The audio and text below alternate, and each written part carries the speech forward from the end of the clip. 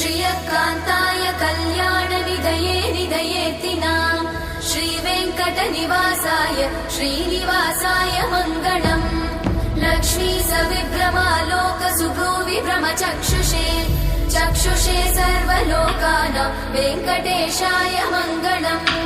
श्रीवेङ्कटाद्रिशृङ्गाग्रमङ्गलाभरणाङ्गये